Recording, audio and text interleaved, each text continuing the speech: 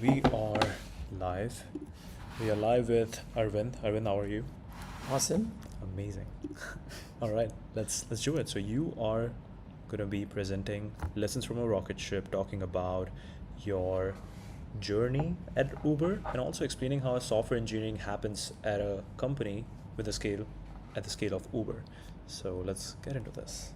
Yes. So it's mostly my journey, and it's a little broader, not just about software engineering, but generally kind of like some key lessons. When I look back and reflect on what do I feel I learned from that experience.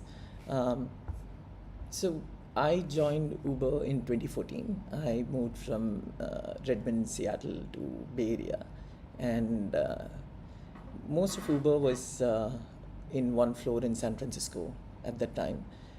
This was 2014. This was 2014. So what was the scale of Uber at that time? Probably about 30 cities, maybe. Wow. UberX had just recently launched earlier, so it was still in the early ramp-up space. Yeah. And most of the other places, it was Uber Black. So it was shifting from a black service to everybody can use, kind of like a mode. Yeah. Most of the other things, Uber Pool and Uber Eats and all of those experiments had not even started. So relatively early days. And in terms of the tech itself, not much. So this might be interesting for the engineers. So there is one big backend service that is kind of like all your customer data, all your payments data, pretty much everything is all there. And that service was called API. Because someone called them as API before. And when I joined, people also used to have the Spanish dictionaries, mainly because the original code for Uber was built by Mexican engineers contracting for and so on. So some of the variable names and all you would have to translate, right? So some of those were still around, lying around. So it's very early stages of growth. But I think what was interesting was that the growth was starting to happen already. Yeah. The scale was starting to kind of catch on. What's also interesting is that you have to contextualize this with the era in which it happened in terms of big data and distributed systems and so on, where most of those open source software or even AWS, GCP, Azure, these cloud providers, even they are not very mature to be able to handle scale that we don't even blink an eye out for today, right? Yeah. So I think I went through quite a bit of journey, not just at Uber, but also just being an engineer, building for scale during this phase. Everything changes, right? So I was talking to someone and it's just saying that if someone says, hey, I was a backend engineer, it meant something very different in 2000, very different in 2010, very different in 2022, very different in 2026, right? What is a backend engineer? I mean, they don't even exist anymore, I guess, because everybody is full stack because, you're vibe coding primarily, right? It's similar to that. So it was definitely, when I think about my journey, which was 8 years, I would put that into 3 different eras, each one very different from another. Even though it's the same company, I think my role also changed over a period of time, but the company I worked on, I would say, was also very different in each era, right? So the first kind of like an era, I would say, was... I just want to quickly look at this. Yes. So you mentioned that when you joined, there were 550 people? Yeah, approx, I would imagine. Okay, so how does this timeline work? So that's like the Uber timeline versus my timeline within the company. Okay, got it. So the slides, I would say, have to take with a pinch of salt because it's very draft based on the input I gave to Cloud Design. However, I think what it is trying to kind of call out is some of the key incidents or like things that happen, right? So in my first era, I was primarily like a software engineer, tech lead, and my team became about 30 people or so around that first few years when I was there. Definitely hardcore startup period, I would say. And the company also scaled up very quickly during that small phase, right? It went through a phase of doubling in headcount every 3 every 3 months for close to 2 years. So, which is very surreal because you turn around and half the people didn't exist 3 months ago and you don't know them, right? And Yeah. another 3 months and you turn around and then another half. So the scale at which things changed kind of was very palpable even physically when you're in the office, Right. because you're, Right. suddenly going from one floor to really getting another floor and then building a staircase in the like the construction staircase to be able to go there. All sorts of stuff is happening, so you are very much aware of all of the evolution and the change that's happening during these phases, I would say. Really So cool. and I spent kind of a significant amount of my time in the Bay Area in San Francisco. Then I moved to India. So the last set of experiences I had with Uber was more, being in a remote tech site, which was growing, which was again in some form of growth. And what does that mean in a post IPO? So it was more after IPO. So that's kind of like roughly the three eras I would say was, the first was hardcore growth at all costs, where a lot of stuff happened, which I'll get into in a bit. The second was more an era where there was a lot of paying off debt, is what I would call it, which is what is the cost of growth at all costs, right? And it's not just technical debt. Not at all. So the debt that you accumulated was technical, product, operational, but also people and culture debt, which kind of led to Uber being in the news for all the wrong reasons.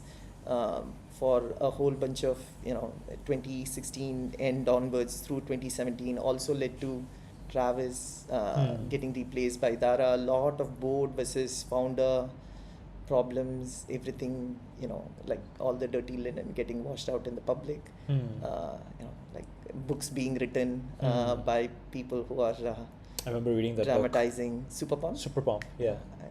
I don't like publicizing it. I have not read the book, but I know the gist of it from the articles that the author had written. So it's, I think...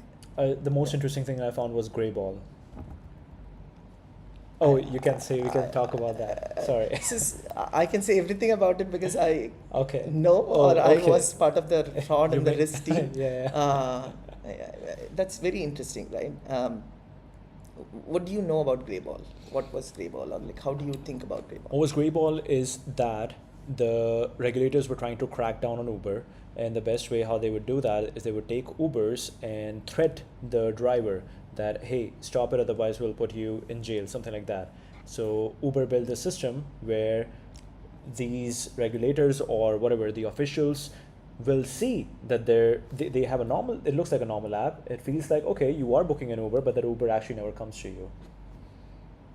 Very well described, both the purpose, intent, and the experience. Thank you. I'll add a little bit more context to it, right? Yes. So I think Uber is definitely one of those companies that is very pro-consumer in terms of customers want it, right?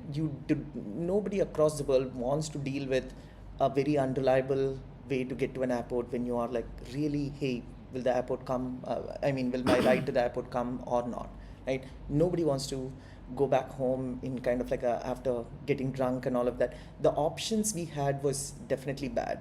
And if you think about the taxi medallion system in New York, or if you think about the auto rickshaw wallahs and how they would gouge people, and they would say, hey, I'm not going to service you. A lot of that was not very pro-consumer. I think that everybody agrees, and part of the learning from, I would say, the first era of Uber is also that if you build a product that is truly connecting with people, you will be forgiven for a lot of mistakes, right? So I think what it also revealed was that these existing mafias have a lobby and they have a say in regulatory things that are just anti-consumer, right? So why did Greyball happen? Because Uber was operating illegally in multiple cities across the globe.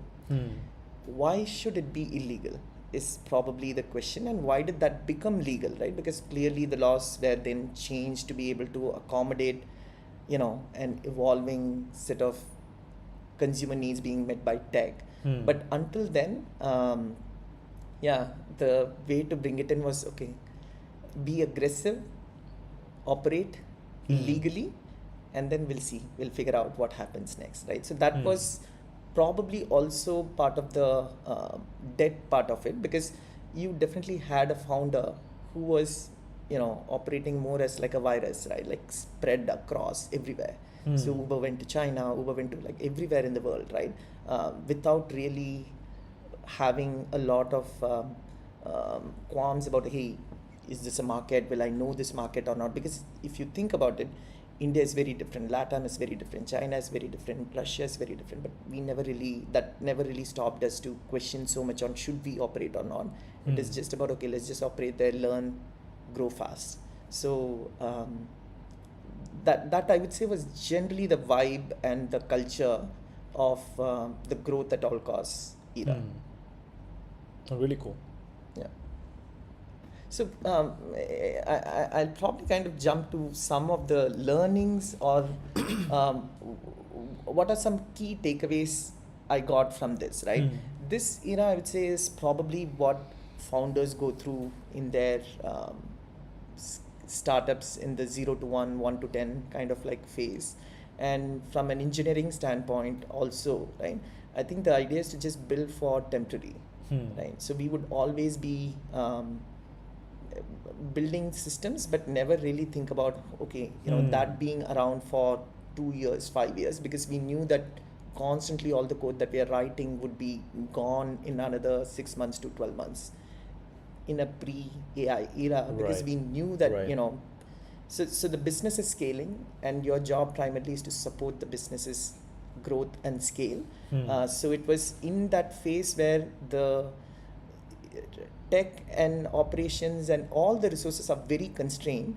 So you're barely trying to keep your head above water, right? So that was one. And then the second learning I would say is, vision and the mission and the connection to that as a culture binds the employees and the people far more than any other incentive. And I think that is what really made it very successful for us, because even during this phase, there was a lot of negative press, negative things happening, and that didn't stop us from working 14-hour days on a daily basis without feeling burnt out or without feeling like, oh my God, we were all very happy to jump at 9 p.m. every day on HipChat and do deployments or doing each other's review requests and all of that. Yeah. And when you are also operating in this manner, where very quickly there are so many other competitors in different environments, the other learning here was just speed and execution matters a lot, whether that's on tech side, whether that's on the operations side, wherever it is. We went from launching one new city a week to multiple cities in a week to just really scaling that up, right? So the internal we used to have company-wide celebrations at 10 power x, in the sense that 10 power 9 was the previous celebration which happened in 2013. So it's like how many rides and trips are happening, so it was always exponential, right? So you would always have a internal goals and metrics you would have would also be to set a very high bar for what is the next thing, right? So even within engineering, we used to have this thing where they would say, like, the impossible that you do today is the new normal for tomorrow, right? And that kind of is openly talked about that way and internalized that way by people. And when you also have a very strong connect to the vision and mission at that time, it's just magic when you're there, right? So I wanted to kind of maybe touch on a couple of different examples to highlight this, right? So 2014, as I said, the backend primary services API. So there are two primary backend services, one handling real-time request when someone is requesting a trip, and then another where all these payments happen, signups happen, all these other backend logic, everything resides. Almost a monolith services type architecture. And then we realized that, typically for Uber, the biggest spikes in terms of traffic happens on weekends generally, late evenings on weekends, and the biggest days are Halloween and New Year's. New Year's being the biggest spike. And when we did the math, we realized that our Postgres will not be able to handle the load for 2014, 2015, the New Year's. And you don't have an alternative. Because the existing NoSQL databases were not mature. There's no Cassandra, that all the other options were not tested at this scale. And even the ones that were available, we don't have internal expertise within the team to build, manage, and do that, right? And you're talking about not just you need something because the business is going to go down and you had 4 months probably to do that. And during that period, you also need to migrate everything from existing system to the new one. This is based on expected demand, that you have Based 4 on months expected before demand. the new Yes, year, yes. and you're expecting that during New Year you might have like how many, like 1 million rides, not 1 million, around the world. Yeah. So New Year's also doesn't happen instantly, right? It's like it starts in Australia, and then you'll see the traffic spike up, and then as it reaches San Francisco, when it is 2 a.m. San Francisco is when we all will breathe a sigh of relief. So 2014 and 15 and I think Very up until interesting. 2016 and all the engineers would be in the office in Very San interesting. Francisco, because we would be on call and we would just be like, in case something happens, we have to respond, right? So then we would go back home. So I think in this era that was true. So that's also kind of like a thing, right? Where you become mature enough, where you're in a different era where the systems are now mature, right? But until then it was just built temporarily, get things going. So this was like a, if you're part of a team that achieves something like this, you're going to be super proud of it, right? So it was one of those things where we built an internal system called Schemaless, which is essentially a lot of MySQL databases, which then become a NoSQL distributed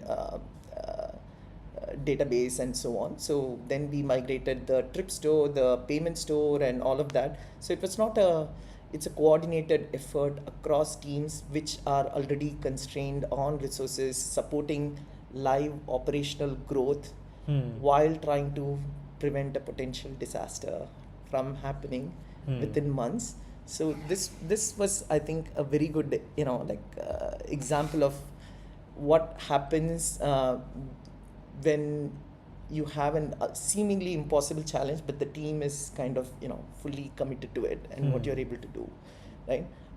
Another example, this happened in 2014 or So 15 just to and- make yes, sure, yes. you mentioned that we had no expertise in-house and there was no other technology that we could use for this demand. So what exactly happened? We built it. We So built there it, okay. was an infra team in Bulgaria, Sofia, and I think they were the primary team that started. So we built a NoSQL distributed database with MySQL as the underlying technology, validated all of that, and then migrated all active flows to go to that. And that was the store which was live during New Year's. So Really anybody taking a trip, anybody kind of signing up, anybody doing all of that was all going to the new database by New Year's, which meant that we did not hit the bottleneck that we had before for scale. Really cool. Really cool. So again, this is where, as I mentioned earlier, the scale support in that 2014 context is very different. So I'll give you maybe one more example of that, right? Like, so we used to have HipChat and then we had to move away from it, and we tried Slack briefly. And the way that happened was within the company there was a deadline for hey, on this date we are all going to switch to Slack, which we did, and that experiment didn't even last a month because they could not handle our scale. So Wow. we went back to so we built our own UChat was what we called it. We took an open source messaging platform and then built something out of that internally. And then we now use Slack, or like Uber uses Slack internally now.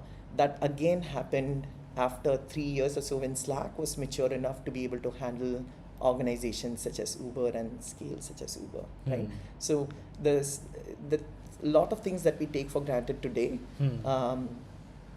just were not available at that time, primarily because even the underlying cloud providers could not give you an easier abstraction to deal with scale and all of that, right? So everything just has become a lot more mature today. So if today somebody wants to build, like take a Lovable or a Bolt, right, where you're getting a very hockey stick in growth in terms of consumers, in terms of users, handling that can be done with very little infrastructure knowledge that is required, because a lot of the heavy lift will be done by AWS or GCP or wherever you're hosting it. Back then that was just not the case. Yeah.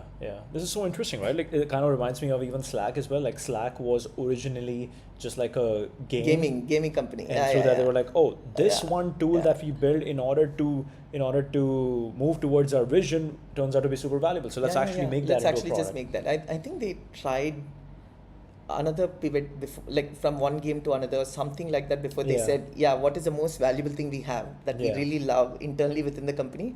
Oh, this is this internal comms tool that we are using to talk to each other. Let's just build that, right? Which is a very interesting story. It's very interesting. And same pretty much for SpaceX, right? Like they are just pushing towards a tight feedback loop and just expansion growth. And as they keep doing that, something works and they start selling that. Correct. Yeah. Like they're like, oh, we have built this really tight feedback loop of rockets and reusable rockets. Let's start selling them over here. And then, now that we have so much capacity, but people don't actually want to throw a lot of things out there. So we need to build something. So then they start making Starlink, and they're like, okay, if people don't have enough payload to send, let's create the payload. Let's create that. I think there is something to be said about building for your own necessity. And if that's a valuable problem that you have solved in a very meaningful way, that solution probably is really applicable to a lot of people. But I don't know how you think about that as a business model to start with, right? It's not all of these examples, you're not starting them with the mindset of, oh, let me just build 10 things that are going to be valuable. I think it's just a little more organic. So sometimes it just happens to work. It's pretty much what cloud is, right? AWS as well. You are growing for the growth's sake, like that, and then you realize that to maintain that growth, you built a really solid infrastructure. Other people need it too. So that's there's tons of these really interesting stories in the tech world, especially, right? So you're talking about AWS, right? One other really cool story that I keep thinking about is how when they did the first I think they called it AWS Glacier, where they wanted to see if there is even a demand for long-term storage. So people are obviously using S3, and the hypothesis is that there will be a lot of people who would be open to storing more things as long-term and pay less because they don't access it as much. And how do you test this? So they just put up a website saying, hey, this exists. All the data, everything is still in S3. Nothing really is built out from the tech standpoint, but because of the signups and everything, you're able to just validate, right? Which is the entire wait listing or whatever people are doing today. But it's just one of those earlier examples of a fairly mature company trying to test and get customer demand even before building the product. Which is really what people tell us also, right? As founders, it's like sell before you build. I think there's an example of Tesla also, right? Where Elon kind of said, hey, this is coming, and then everybody even paid for it upfront. And then without taking a loan or anything, you suddenly have a lot of money in the bank. Exactly. I think the biggest interesting thing was the Roadster. Roadster has never come out, but still there's so many people who paid that $1,000 deposit. So it's if you can do that, kudos to you, I guess. Interesting. Cool. Anyway, so this was one other story. I'll probably keep this story brief, but this is like we're all surprisingly, when I look back, I'm very surprised that Saturdays were off. Saturdays were off. Days were off? Saturdays were off. Okay. So we figured out, we got the news that one of the engineers had lost his laptop at an airport. And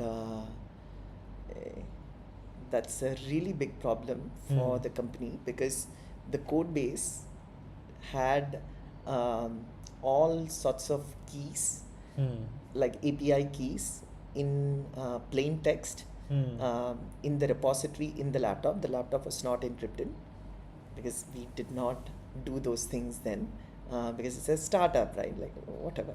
Not that you shouldn't, but that's how it was. So within that weekend, it was a very organically coordinated effort where every engineer who worked with any type of integration, and imagine the kind of integrations you would have, right? Whichever city, whichever country you're operating in, you would have a bunch of payment integrations. You would have a bunch of integrations for driver onboarding, background checks. So I was in the fraud team, right? So there is a bunch of other third-party platforms you're using to get a fraud score for the users and all sorts of. So all of these keys need to be rotated.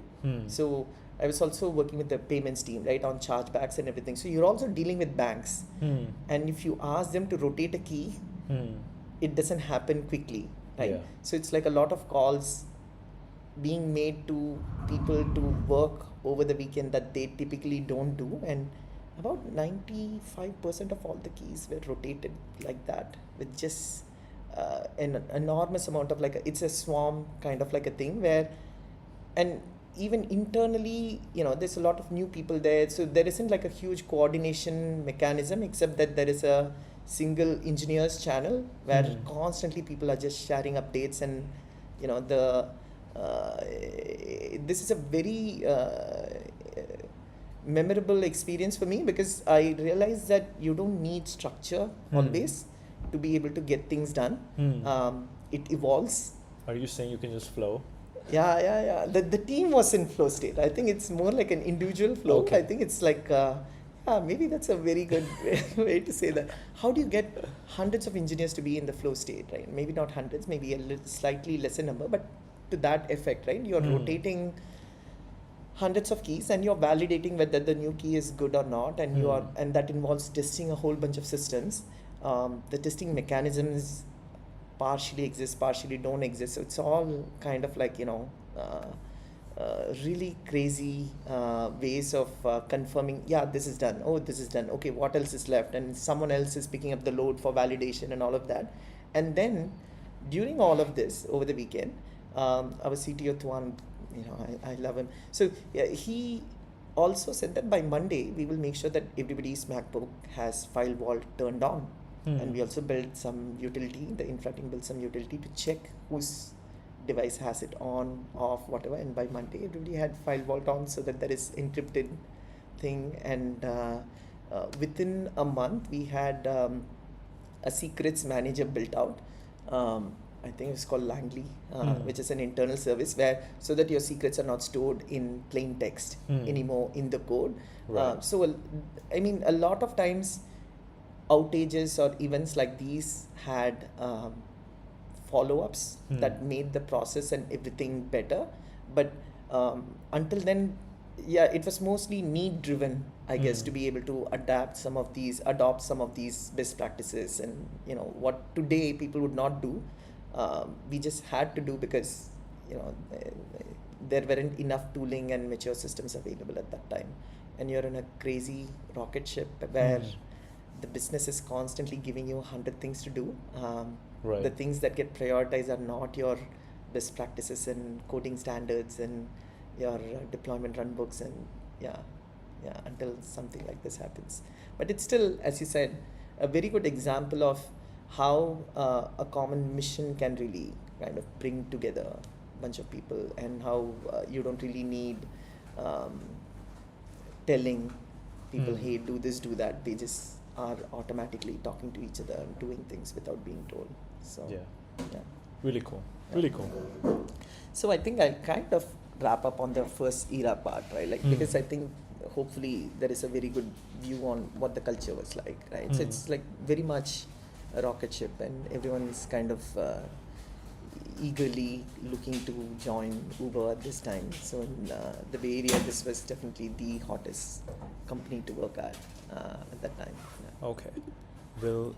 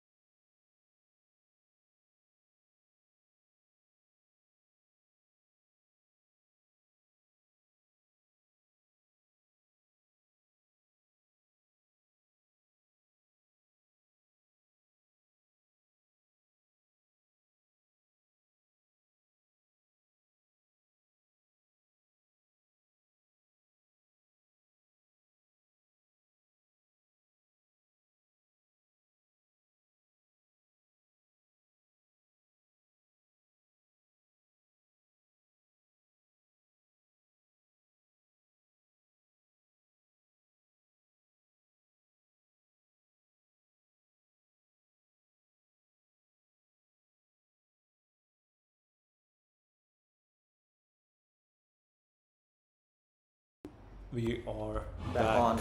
All right. Perfect. Aravind. I'm also learning how to use OBS. Yes. Thanks to you. Yes. Yes. We have very simple stuff. Banner. Yeah. We have the video capture. We have, so this is video. This is the Mac OS screen. This is our audio, which is straight Mac. Then this is actually not needed. And I just have a nice background image. That's it. Nice. So in the scenes though, you have like both the video and the So in screen the scenes, share. we have full video, Mm. and then we have screen share when Mm. you want to share your screen as Yes, well. Nice. Cool. Perfect. Let's continue. Cool. So then, not back to what you said around Greyball, right? So when you are operating in this mode of growth at all costs, you end up doing things that catch up with you eventually. So anybody who's kind of read that book probably gets an exaggerated version, but a lot of it did happen in the sense that Travis was called to the Apple office where Tim Cook was like, hey, we're gonna ban Uber from the App Store because we were doing device fingerprinting, right? To be able to really know whether someone is reusing devices and just doing fraud in the platform or abusing banned accounts. How do you track all of those across app reinstalls or device reboots, right? So we were trying to kind of do that from the business standpoint, but it still goes against the laws and norms, and the Apple platform doesn't really allow you or doesn't want you to do that. So yeah, the team had very creative ways of getting around stuff like that, which eventually gets caught up, and then you have to pay the price, right? Which might be a reputation brand hit. It might be even more than that, which is kind of like all the stuff that happened in the second era, right? So by this time, Uber Pool was a huge experiment that worked out very well. Uber Eats was live. Uber Eats, interestingly, was fourth attempt at a similar kind of like a experiment. So by Uber. Okay. So Uber used to operate pretty much like every city would operate as a independent startup by itself. So that is the central engineering team that powers the tech to everybody. But from the city standpoint, here's a budget, few people are there, just grow, right? And they're also given a good run book. So it was a very good example in the first era of taking all the lessons, learnings from one and then giving it to somebody else. And you will realize certain cities are very similar globally, right? So it's not just about tier 1, tier 2, it's also other factors that are involved in terms of whether or not there is stickiness and how do you build the demand, how do you build the supply and all of that. So that those lessons got shared very globally from one city to another. So that was all a very decentralized way of growth in Very the cool. first era. Yeah. Comes with its own costs, right? So some of the learnings here is just that from the technical standpoint, right? You have to now start supporting all the debt that you have accumulated and clear them up. And from a product standpoint, there are so many assumptions that you have made, and you have kind of assumed things that are not valid anymore. The world itself has changed from what you originally thought to be. So you have to kind of evolve alongside. And from a technical standpoint, a lot of the products just become more of a platform equivalent, right? So by the end of this era, Uber had like a stack where you had underlying infra layer, which is all compute, deployment, handling, and all of that. And above that, you had the data platform, which is like, think of it as a Databricks for Uber. So anything data related, you want data warehouses, you want ML ops, all of those are handled across the entire company by a team of engineers. Then you would have like the business platform teams. These would be teams that were just serving rideshare before, but over a period of time, all of the communications platform, if you want to have anything payments related, if you want to do anything fraud or risk related, if you want to do customer support, if you want to do experimentation on your app, All of these are just platform products that got built in. And then on top of that, you have these different verticals, right? You have Uber Rides as a vertical, Eats as a vertical. There was a B2B, Uber for Business as a vertical. There is micro mobility. We had jump bikes. All of these are just verticals which consume from the same platform. So kind of one of the realizations is that as you start supporting these different use cases, the way to kind of resolve the tech debt is to make more of these platforms, right? So that I think was the evolution. And then obviously there was a huge culture debt part, which is probably what I would kind of also say, right? From the standpoint of Uber's history, 2017 was definitely a very, I mean, it's a year that everybody remembers if they were at Uber. So it started off fairly innocuously with the whole Delete Uber campaign, which again, personally I feel like was a little misinterpreted, and then it became much bigger. It started off with some driver protests, and then it picked up steam for a slightly misinterpreted reason, is how I feel. Then somehow we realized that internally there's a lot of cultural issues that weren't addressed, right? So Susan Fowler was one of the engineers who kind of made a public post about how there is a lot of toxicity within the company. So prior to this, there had been incidents where, not to justify anything, right, but you have the company being run by young folks in their 20s in different cities across the world.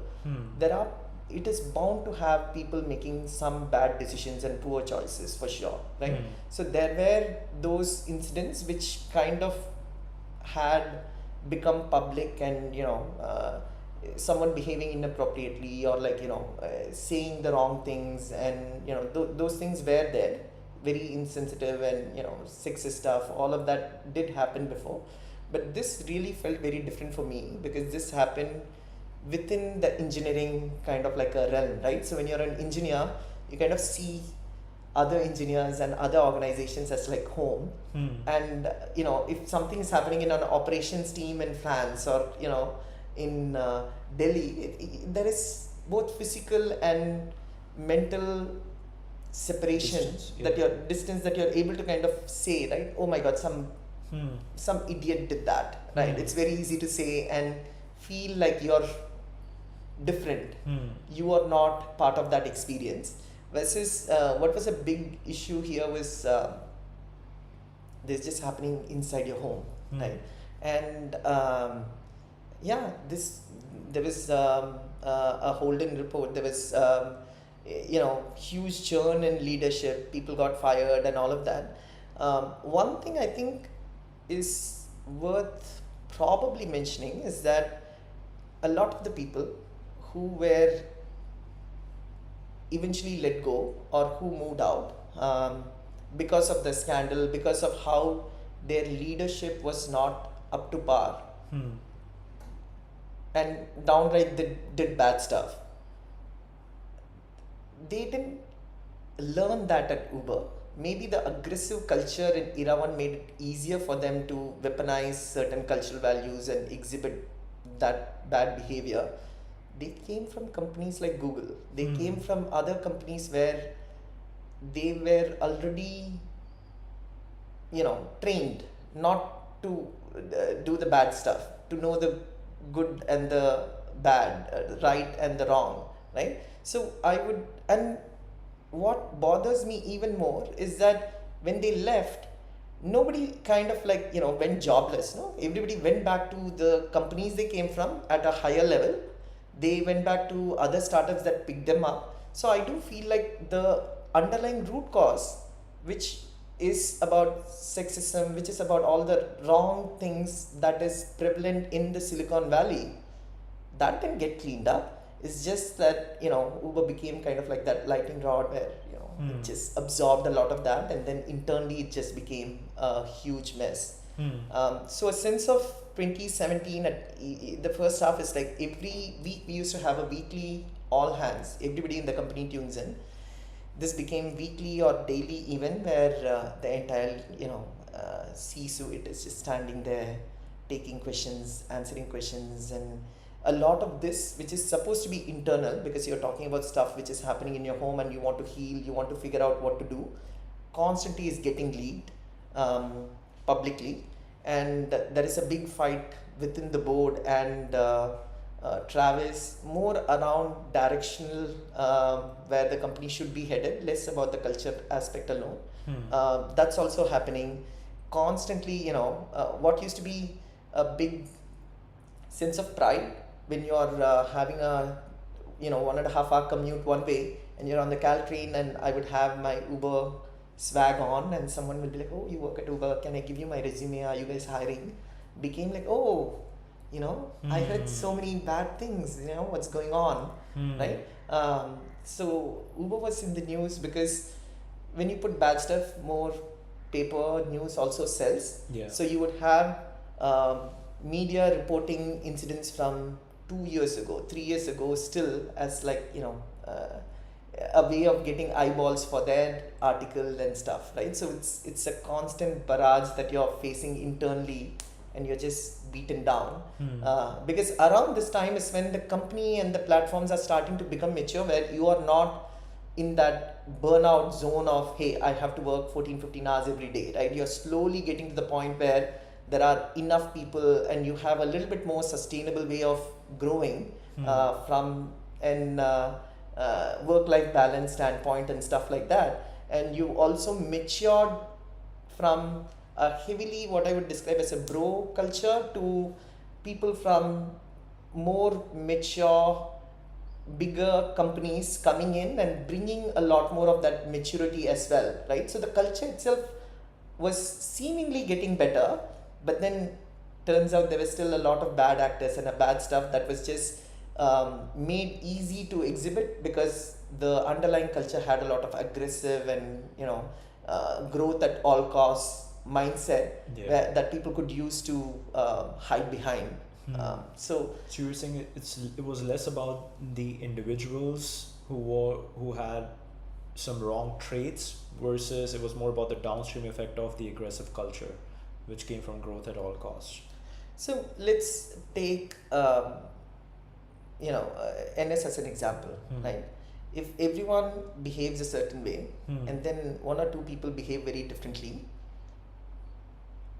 you would catch that very quickly and you would be able to correct that very quickly, right? So the scale, if the scale of stuff is in a certain way and you don't have the visibility into someone doing something wrong because there is so much chaos, or because there is, hey, this is okay, that is okay, this is okay, is going on, you are inherently trusting that someone doing it is doing it out of good intent, then bad actors can very easily hide behind it. Yeah. That's what I'm saying, right? Yeah. So you have a high trust environment where you are assuming that all the actions that are being done are out of good intent, right? Now, imagine that the actions could be anything, right? It could be giving someone a promotion, not giving someone a promotion, and all of that, and you are justifying it with, hey, this person helped grow this person did that, did this.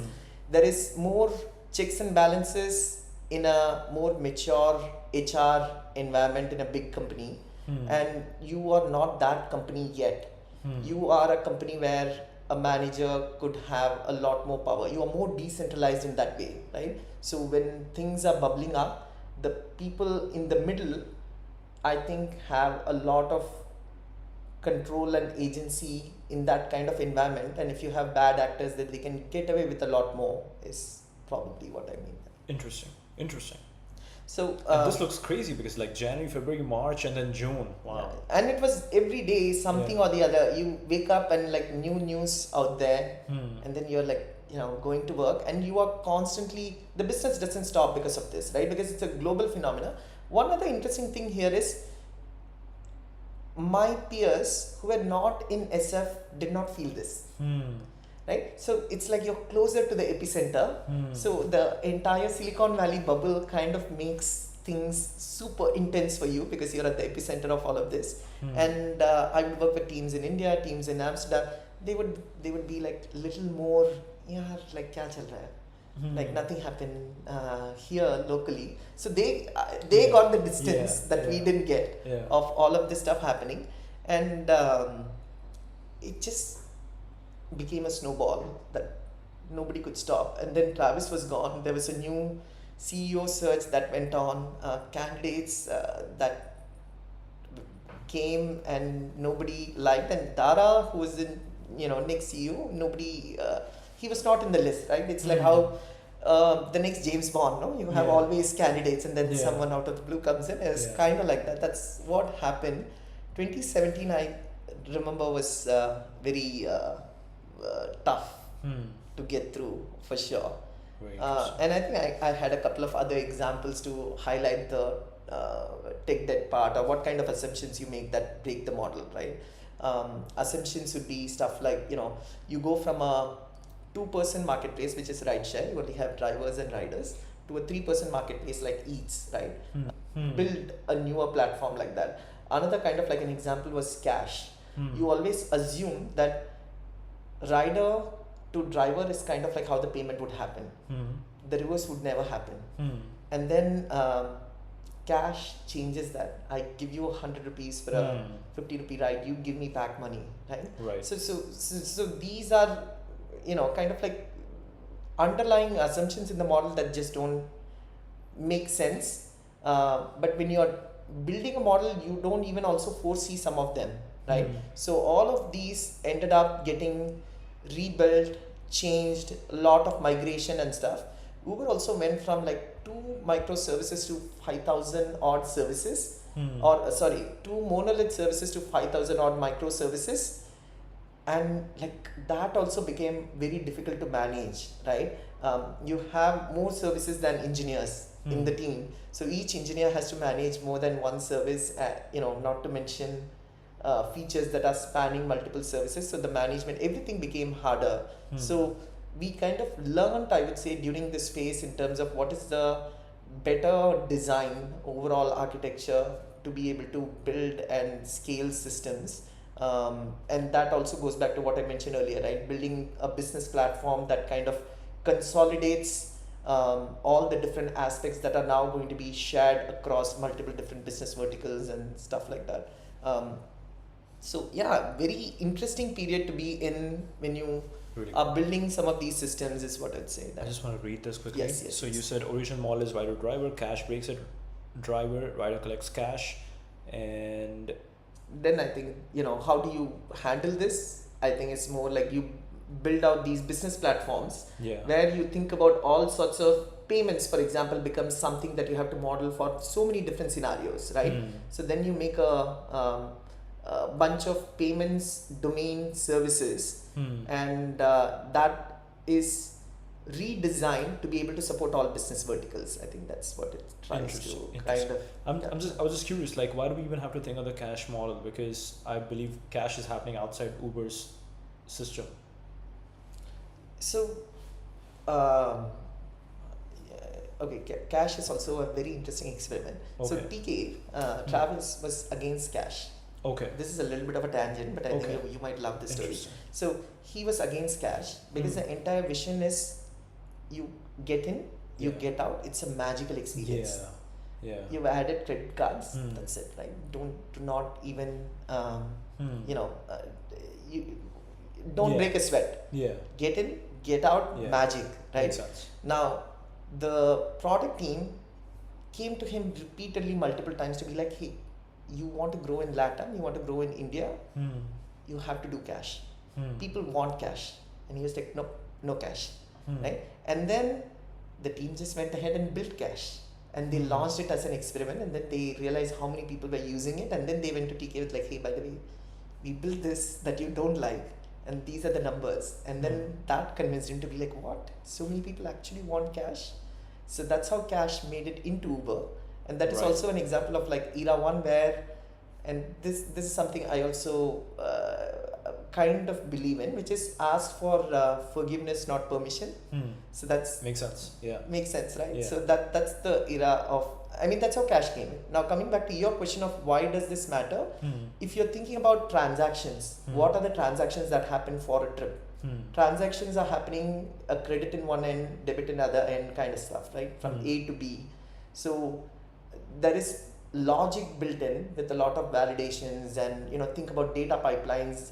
There is a lot of accounting and financing that has to flow through because of this, right? So how do you think about taxes? How do you think about incentives? How do you think about rider promotions versus driver incentives? So if you think about Ubers today in 10,000 plus cities, I believe each city runs its own driver incentives based on what other competitors are running and all of that, right?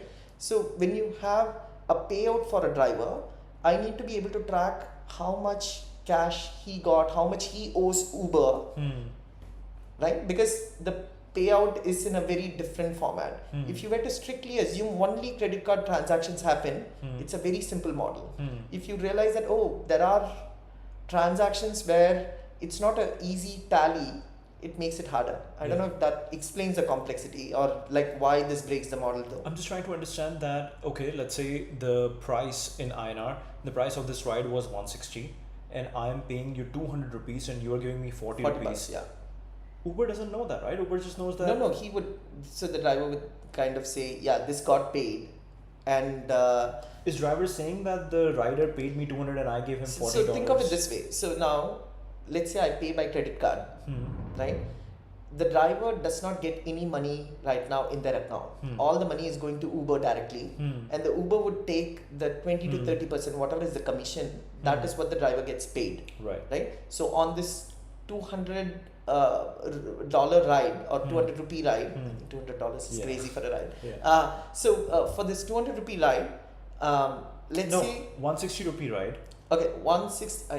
Okay, let's make it more simple. Let's make it 100 rupee rides, right? Yes. So in the 100 rupee ride, that let's say the 20% commission is we can't say 100 rupees because then like I'm not giving you a good. Maybe it's a 100 rupee ride and I give you $500 and then you pay me back 400. Yes. That's the scenario. All set. So now in this, the driver is only supposed to get 20 rupees, let's say, but he got 100 rupees. So he has an excess credit of 80 rupees in his account. Because if I were to pay the 100 rupees by credit card, everything is the 100 rupees goes directly to the driver. No, 100 rupees goes to Uber. Uber. Uber will, so Uber only gives, so think of it as money going between Uber to driver versus driver to Uber. That's what gets broken with cash. So that's what you're saying. Yes. Okay, now I get it. Okay. So, because if it's like a 160, very complicated number. Okay, let's say 50. I think 100, 500 is better. Okay. Yeah. So, okay, you are driver, I am rider. I'm supposed to give you 100 rupees, but I only have a 500 rupees note, right? So I'm giving you 500, you are giving me 400 back. That's settled. But the 100 rupees is with you. With me. And Uber doesn't have the 20% commission that it's supposed to take. Okay. Yep. So that's why now you owe Uber money. Right? And I mean, this is also much easier if you just travel in India, right? Because when do you actually pay in, you take a Uber, you take a Rapido, what percentage are you actually paying in the app versus paying their regular UPI number, right? More often than not, you're paying directly to their bank account, right? So now imagine that feature did not exist. It would be really hard to find supply in that market. So Uber cannot grow in a market like that because the market demands that drivers want to be paid directly. That is the behavior, right? So that's where cash as a feature is essential for growth in a market like that, which you wouldn't put as a top priority if you're only thinking about magical experience for the rider. Right. Yeah. So interesting, right? UPI has added one step, but the difference between India and America is that your driver is getting paid directly. And more. So the drivers are owing money to Uber, right? And if you also have, and this is something I had also seen, right? Like no driver works only for one ride share, right? So they will be on multiple apps. So there is an inherent cash flow mechanism that they use this to be, right?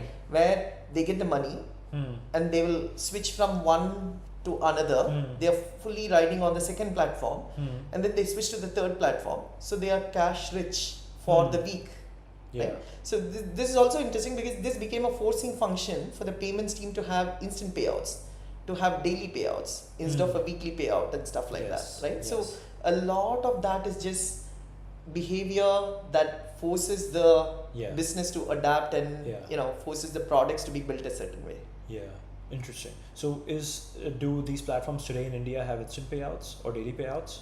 Instant payouts have been built as a feature at least since 2016. Okay. But a lot of this is not centrally decided, right?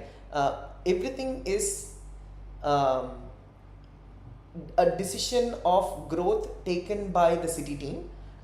So a lot of those levers are at the city team's end to be able to decide when to turn it on, when to turn it off. Even today you were saying city teams, not nation teams. I would have zero idea what works at Delhi versus what works at Indo versus what works at Paris versus what works at San Francisco, right? No, within India. Oh, within India. Yeah, even within India. So Bombay, Delhi, you think Chennai drivers behave the same way as Bangalore drivers? No. No. In Chennai, when I request an Uber, guess what happens? I get a call saying how much is it, right? I don't get that experience in Bangalore. Yeah. So so that's also an interesting thing, right? There is a culture which is also something you can observe in different parts of the world, and it'll be very unique and very light up across the globe. And you can see how that fraud is getting propagated, right? Day 1 here, day 2 here and here, day 3 here, and other place, right? Across the globe. And you'd be like, okay, I now know how these patterns go, and those patterns will always repeat. And China especially was very difficult to operate in for any company, I think, which is outside of China. So I think I did not work for China specific stuff, except a lot of the platform stuff that was still common. But hats off to some of the engineers who really tried to compete, and I think Uber did a pretty good job to be able to then strike a deal with Didi and then get out, which is also probably a good segue to come to the next slides. This is the whole Susan Fowler thing, right, where a blog post ended up, I think she was in the Time magazine cover at some point or something of that sort. Generally, I think this was a good learning experience to kind of always be watching out for the more holistic thing, right? I think the culture is something that you have to feed the right food. If you're feeding it a lot of junk food, then I think it comes back to bite you. I think some of my biggest lows were during this period, and that had nothing to do with my immediate manager, my immediate team, any of that. I think the harder you were sold in on the vision, mission, and the harder you worked, the bigger these kind of things became, just hugely negatively impacting stuff. What this also meant was it was very difficult to convey this experience to someone who just joined in 2017, right? Because you've gone through that whole phase of really building things from the ground up, going through a lot of things together in a you've experienced camaraderie, you've experienced the highs together, right? So when it's a constant set of lows, let's say you joined in January of 2017 and you're only seeing this, you'd be shit scared to be like, what company did I join, what exactly is going on, right? So I would feel really bad, but I also cannot talk to them or tell them how really awesome stuff also happened here. So it's just like a lot of PTSD, lot of but at the same time there would be people that I did not work closely with, and after a year or so we would just be like at lunch and we'd just be like making eye contact or like hello, and then there is that flow of energy, right, where it's like oh man, I know where we are today, I know what all we did. So it's just like that connection was very much very strong bond for people who had been through the previous stuff together. This phase was equally hard for a lot of us who chugged along and made it past this phase, I'd say. Very nice. Yeah, everything is due all at once. I think that's what happened. Then I'll kind of talk about my last, Call of Duty at Uber, I would say, right? This last era is more Dara. He was the new CEO, and there is no more growth at all costs. And even the industry itself had realized that, okay, I cannot keep funding growth at all costs, stuff, right? So, what this really meant was, and during this phase also, I also moved back to India internally within Uber. So moved to Bangalore where there was a lot of hiring and teams being set up and all of that. So it was a little bit of a reset on the PTSD that I was suffering from in SF, and it was also like nice to be a little away from all of that, the epicenter, as I said earlier. And broadly, the company changed again, right? A lot of it continued to grow, both in terms of the business, in terms of internal employee count, in terms of number of cities it was operating in, and all of that. But during this phase of sustainable growth, you also realize what is needed for a wartime versus what is needed for a peacetime kind of thing, right? So you're essentially turning the clock from, hey, I'm in war mode, to I'm going to be in a sustainable growth, in a more of a peace mode, kind of stuff. And you have a very different person leading the company. And this meant that you are not operating the same way anymore. You change, and you are scaling out geographically. There are processes that scale, not the people and the older, hey, tribal knowledge that I had, or oh, this will work, that will work. So I think the bigger realization is, okay, why structure helps for a large organization, right? And it's also a good lesson on how bureaucracy creeps in once you kind of get into that mode. So there are both pros and cons to that. So I think it is just about how do you reduce human reliance, human judgment, and how do you have processes and protocols to replace them, right? So that's a good, way to think about all the things that happen from an engineering standpoint as well, right? Because you have teams which are across different time zones, who are co-owning services. How do you kind of keep the teams in sync? Right? It's not people, it's more process, right? It's more protocols. You are now having 10,000 cities. How do you keep them all connected as like using a common brand, using a common voice, right?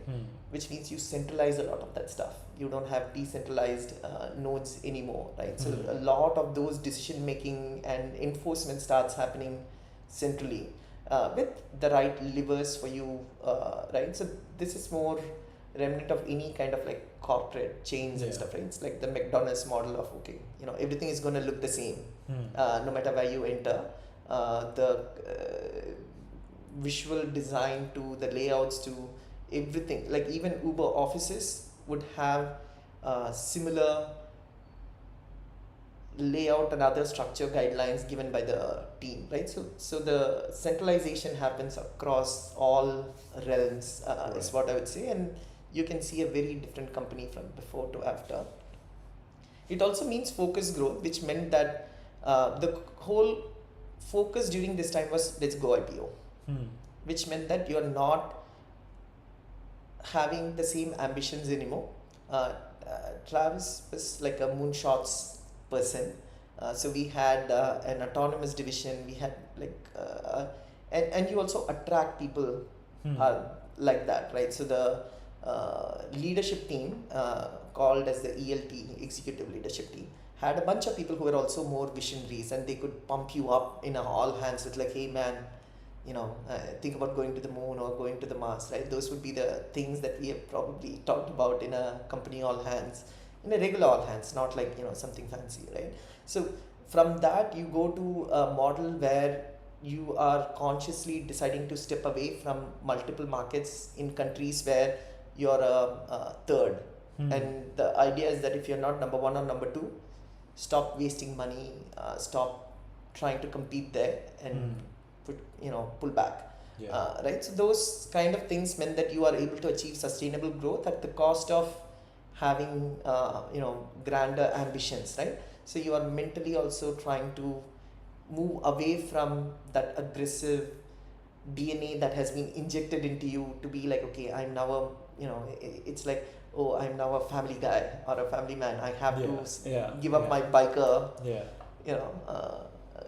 kind of mode and all of that. So that's what happened during this phase. And I think the other lesson is just internalizing and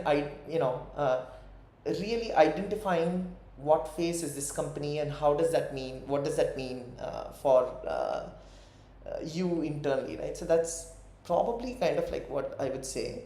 I mean, this is just examples of what I already talked about, right? So you start having code review standards rather than judgment calls. Everything becomes a lot more standardized so that things track consistently without saying, hey, we did that, so don't do this kind of stuff. A big shift in terms of you're not like a virus trying to spread, not that ambitious anymore. There's no flying cars that you're talking about. You are cutting down on micro mobility, which has a very, very long runway before it will become profitable. You're really investing only in regions where you are number one or number two, which means you're now starting to make deals like Uber Eats in India, made a deal with Zomato, similarly with Grab. Jump Bikes was given to Lime. I think 2020 the ATG division went to got bought by Aurora. So these are also very painful for someone who's been in the pre-era one days, because your DNA has been filled with ambition and like, hey, we're gonna crush this, we're gonna solve this. You never take no for an answer. You never say, I give up, right? You have so many examples of solving the impossible, and you have seen that growth, right? So it almost feels like you're giving up. It almost feels so. It's a difficult set of emotions to reconcile yourself with. You either accept it and then you figure out what is needed and you focus on that. Sometimes you're not able to do that, right? You just realize that it's a very different organism now, very different moment. Nothing is right or wrong. It's just that this was needed if you were to IPO, which I think the board was really keen on doing. All the investors wanted an exit. They wanted to do all of this. So this was what happened. Yes. What is this 10 to the power 18 rights Vegas the whole team? That was the last 10 power X celebration that we had. So the previous era, as I said, we used to have 10 power something as the celebration thing, and that happened in 2015, end of 2015, I believe. So there was a Beyonce concert and everybody. After that, 10 power 11 came, and the team, under Dara's, and we didn't even talk about it. I think there was a question which I asked at all hands. It's like, we'll figure out a way to celebrate. But I think, it's just realizing that you are a huge company that is really focused on something else, right? So you're not going to do the same things as before just because it's, tradition or just because that's been done in the past. So it's, that was the last time. The whole team, meaning 30,000 people. So that happened in 2015. So it may have been more like 16,000 people from across the world. Everybody is in Vegas. Wow. And it's supposed to be a secret hush thing. So you're not having Uber swag or Uber logos or anything. So we had a secret symbol, which is X power X. And when you see that, okay, they are a fellow Uber person. So what's interesting is when I joined, at that time we used to have the onboarding was always in San Francisco. So it doesn't matter if you join as an operations person or someone in anywhere else in the world, you would also come to SF for your onboarding. So it was a week-long onboarding that would happen. I had met people in person during my onboarding that I met again only at that event. Wow. And then, you don't meet face to face because you're like in different parts of the world, right? So it's a very, I imagine there is a lot about that event in the Super Punk book and the movie, I guess. definitely a lot was written about it. Yeah, fun, very fun. Even not fun because we all partied and all of that, but more fun because I think that's when we had this whole Bits and Atoms was launched. Bits and Atoms was like a design revamp, how we think about it, and it's all about how you're moving physical world with bits, right? With digital stuff. So it was a little bit of a rebranding, and we came up with 14 cultural values, all of which was shared to the whole company by Travis and like the executive leadership team. So it's like a 3-day affair or something like that. So it was interesting, yeah. But that was the last big huzzah. And then we didn't have any other big huzzahs. Even for the IPO, it's just like small, you're looking at that from your local offices, chambers, right? Like you're like having like a small party kind of stuff.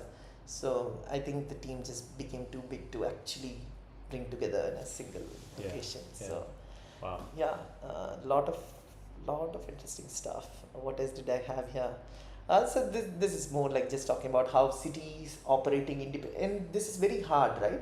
Think about, you have given up a lot of blood, sweat and tears to build up Uber Eats in India, and then suddenly a decision gets made that, hey, we are killing the entire division, not because you are not able to compete or anything, but because we as a company believe that, okay, we are not as ambitious, or we're going to focus on profitability, and you don't feature in that. Unfortunately, that's the reality, right?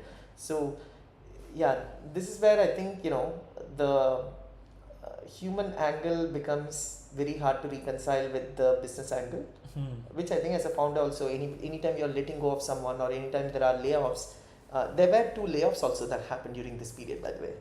So in 2019, yeah, very very very hard things to go through. Around this time I was also having relatively large teams that I was managing as an engineering manager and all of that, and then you also realize what it means for you, right? My bandwidth was going around 50% towards stuff that I'm not really building. I'm focusing on a lot of just updates and talking to people about their careers and promotions and things that don't give me as much joy, right?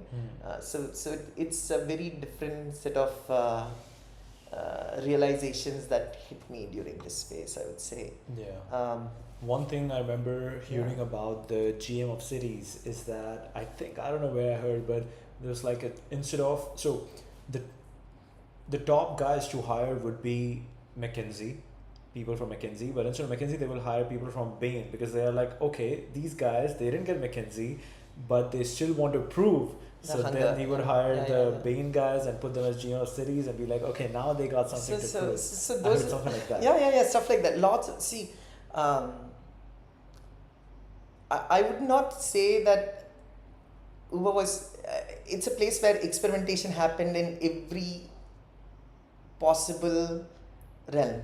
So surge pricing is probably more at a product level where you're constantly, see, at some point we had professors hired who are doing research on what kind of things would work versus not. You're understanding psychology and trying to do that, right?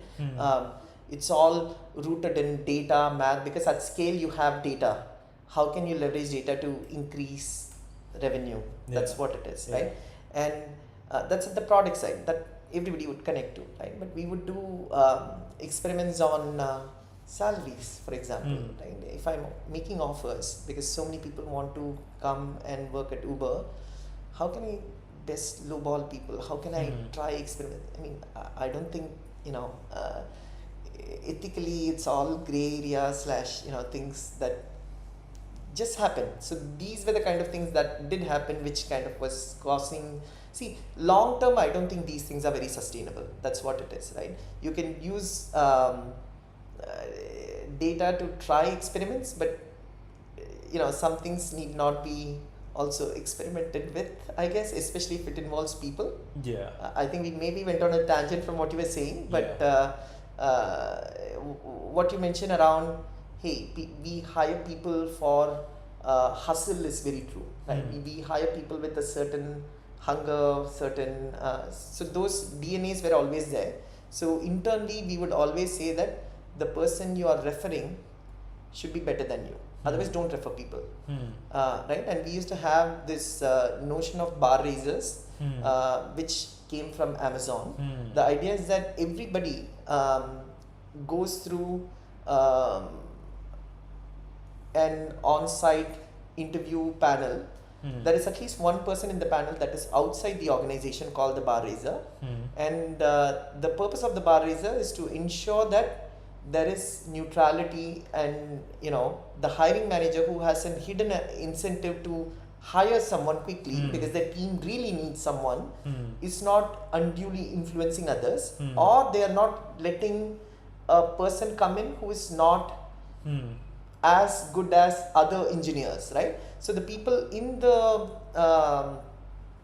interview rounds, there will always be someone below, someone above the level that which you're hiring the candidate, and the bar raiser would also be there, and you have the competencies and everything to be rated, and you would be like, the bar raiser has a veto power essentially.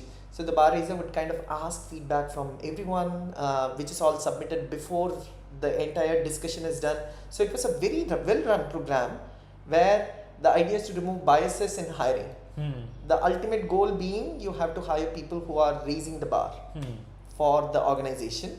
And I would say, yeah, that was definitely one of those better, well-run things that contributed to the overall betterment in the company. Yeah. I'm guessing bar raiser in that panel, bar raiser is like someone's job in Yes, that panel. yes. And Not a full-time job. Right, So, right. for example, That I was a panel, bar raiser, yeah. right? You train to become a bar raiser.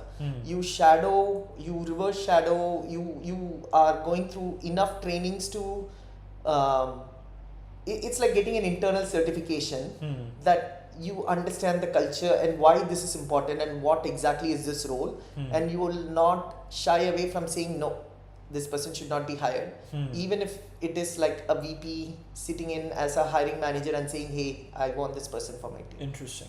But you also have to have high competency in that bar that you are raising, right? Tell me more. Like if you are playing chess, in chess we have ELO scores.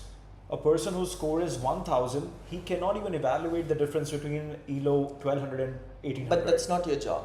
You are having people who are, let's say you're hiring a senior staff engineer. You'll have principal engineers, you'll have other engineers who are also doing one-on-one interviews, and they have their own feedback. And I know that these are the competencies, or this is what it is, right? My job is just to be present. I'm not influencing the decision in one way or the other. I'm just making sure that the hiring manager is not influencing the decision. I'm just making sure that I ask questions to get the feedback, and it would just be neutral questions to ask, right? To be like, okay, how would you rate him compared to others in your team? Okay. Right? So the idea is not that you are, invariably better, because you're also not just hiring engineers, right? You would go and hire someone in the ops role, someone in the marketing team, and so on. That would happen less frequently, but you are ultimately not hiring within your local organization, because if you are, then the bias would be there for you also, right? So that's the whole idea. The idea is to kind of remove the biases when you're hiring, hire only the best people that you can. Okay. Very interesting. So the bar raiser didn't necessarily have high competency in the field that the hiring was happening. Yes, Okay. the role is not to evaluate their competence the best way possible, but look at it more from the culture fit standpoint. But you would also typically have bar raisers, so there is a requirement of you having been in the company for a while and something like that, right? Which means that internally you have absorbed the culture enough, and you're not getting a fresher to be a bar raiser, right? You're getting someone with reasonable amount of experience to do that. And it was mandatory that every hire goes through a bar raiser in the panel. Otherwise, we just didn't hire people. except maybe Dara. I think everybody else probably went through this. And you would always have a bar raiser at that level also, right? So what you're saying in terms of a huge level gap of competence and all will not exist. Because if I'm hiring for a senior engineer, that would be more bar raisers at a level above to be able to accommodate the bandwidth that is needed to do all this hiring. If I'm doing a really senior level of hiring, you only need a handful of people, right? And there will be some other people at that level who would act as bar raisers to be able to do that, right? Makes so sense. The maturity is always there by virtue of experience, even if it's not immediately in that field, something adjacent to be able to say that, yeah, this is a thumbs up or a thumbs down. And we used to do thumbs. This is yes, or a strong yes. This is like a weak yes. There's no neutral. It's like a weak no or a strong no. So even now, some of the times when I ask people, okay, give me a score of 1 to 10. How do you feel about X, or how do you rate X? I'd be like, 5 is not allowed as an answer, or even 4, 5, 6 is not an allowed answer. Interesting. So if it's 1 to 5, 3 is not an acceptable answer. You either have to pick a 2 or a 4. Interesting. So there's no middle ground, because then I think it's easier for people to do that, right? So you're forcing them to be like, yeah, it's interesting. I've heard like in 1 to 10, 7 means average. Yes. So you were not allowed to say 7. Yeah. Anyways, yeah. So it's so some of these I've realized it's all just things that happen in the culture, and you pick it up and you like it because that's part of who you are also, or you end up realizing the benefit of it, and that's what you want to continue to have. So So, but it definitely shapes you going in, being part of this environment, because I'd say my wanting to becoming in, like doing my own venture or like becoming an entrepreneur was not my DNA pre-Uber. Definitely, I think Uber had a huge role in, me really wanting to do that. I think I would have probably had, if I didn't do it in my life, I'm okay at types before. Whereas I realized I do want to do that. Otherwise it would be one of those things I would regret afterwards, right? So that want became much stronger. I realized I enjoy a lot more of era 1 than era 2 or era 3 in terms of like the bigger the company got, and the challenges, while I feel like I continue to work on really interesting, exciting problems, my heart is always in building something as opposed to maintaining something or doing incremental kind of stuff. So makes sense. Definitely shapes you and makes you think about what you enjoy more. Yeah. On a scale of 1 to 10, and 1 to 10 being Travis's aggression, how would you rate yourself in your current venture? Oh, I'm really bad. I would give myself like a 2 or a 3. Okay. I don't think I'm that aggressive at all, and I think that's just by nature. It's that. At the same time, I'm extremely competitive. I don't give up that easily. Very persistent, very hardworking. I would say. I mean, I'm not being as humble. The more I say it, I feel like, oh my God, no, don't say so much. But I think there are things that I do which so my co-founder who he's also from Uber, he joined in 2016, so he's seen more of era 2 and 3, not as much of 1, but there is enough where we do shady shit too, like you talked about greyballing. So little more details on greyballing, right? So what you realize is, and Uber was illegal in Miami. Why is it illegal? Because some law says you can't do, ride share in Miami. Why is Miami so special? I don't know. But there are operational city people in Miami who wants to be able to get that help from the tech team. So I was on that. So what you do is you open the Uber app. You have cars moving around, right? And you know that cops are basically looking at the car in real life, and then going and giving a $100 ticket to the driver. Yeah. So you show them fake cars. that are moving around. You identify who that person is, and they get a very different version of what's on the screen versus actual riders. It's a way to protect them while you are obviously operating illegally, right? How do you get around Apple? Device fingerprinting is even more shadier. I don't even know how much is public versus not, but it's all water under the bridge now, I guess. So you realize that Apple tests all of the apps, right? And you realize where that testing center is, which is, I think, secret, whatever. And then you put a geofence around it where your new submission of the app behaves very differently in that area versus, otherwise. Okay. So your app is passing all of their tests and checks, but you are doing things that they would not otherwise allow, stuff like that, right? I think it also goes back to the era where systems are not very mature. So their testing system is not very mature. So the minute they got wind of it, done, right? So, but that's kind of like the stuff that happened. First big iPhone apps. Yes. So which is why we didn't get banned immediately, but we got called to their office to be like, hey, I'm gonna ban you unless you take this stuff out. By the way, the first member of Uber's fraud team was Travis himself, in the sense that do fraud.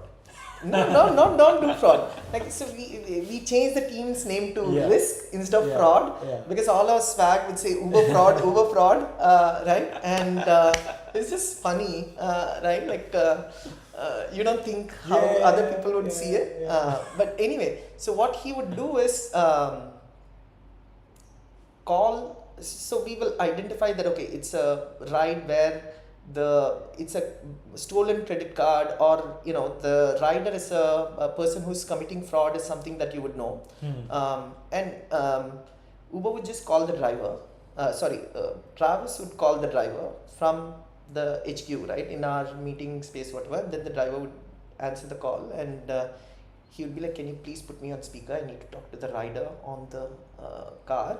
And he would just use gullies, and he'd be like, I know who you are. I know you are committing fraud on this platform. Get out of my platform. I don't want you using my app. I don't want you doing this and all of that, to deter them from doing it. And that was the early stages of having a fraud team. What else do you do when you don't have ways of blocking someone when someone's requesting, right? So these kind of stuff used to happen. Very interesting.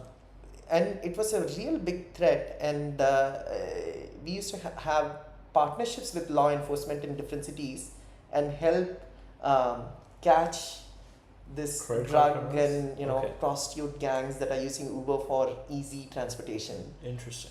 So our PM would be on the call with someone who's like a cop person following a fraudster on Uber, and I don't know if you've seen the series 24. Right, there is you should watch it. I've seen the Hindi version of it, Anil Kapoor. Oh no, you should just watch the original. But it's like someone in the office like looking at the maps and be like Chloe saying like, hey, take a right now, take a left, like follow that car, whatever. Oh, they're turning here, they're going to turn there, because we know we can track the vehicle going around, right? And the cops are just behind trying to kind of figure out, okay, when will they stop? And the minute the rider gets out, who is the person that they are trying to catch and arrest, and then the driver leaves, then they would have that happen, right? So did Uber have some sort of like was Uber being incentivized by the government? No. So this is purely selfish business interests, because if you build relationship, but more than that, if you have drug smuggling, any illegal activity happening, everybody would use it for that purpose, right? So then there is driver safety, then there is brand reputation. Lot of things become at risk, right? Why would I want to use a service that is actively being used by drug traffickers and all of that, right? So it's more of a safety and a brand. Yeah, it's very interesting, because it's like it's one of those things, like whenever new tech comes, how do you grow the network effects? It mostly comes from two things which are bad, right? So similarly, if you go to government and you're like, hey, pay us and we will help you, they will like, it's because of your service that this new crime has started. Yeah. So the best thing would be that you don't just even shut exist. down, right? Yeah. So I mean, that is why I think, you know, the fact that the product was so very well loved and everybody realized that, oh, it's magic, right? I suddenly have a way to reliably go from place A to place B, not worry about safety, security, and those things came about because so 2015, I believe, right, there was a really horrible incident that happened in an Uber in Delhi, right? Now everybody's like, oh my god, you know, this harassment, sexual harassment, molestation happened at Uber, like shut them down, all of that. They're not doing any background checks for drivers and all of that, right? Now in reality, okay, so what are the odds of an event happening? Let's say it's million to one or 10 million to one. Now you have a platform where 10 million rides are happening on a daily basis.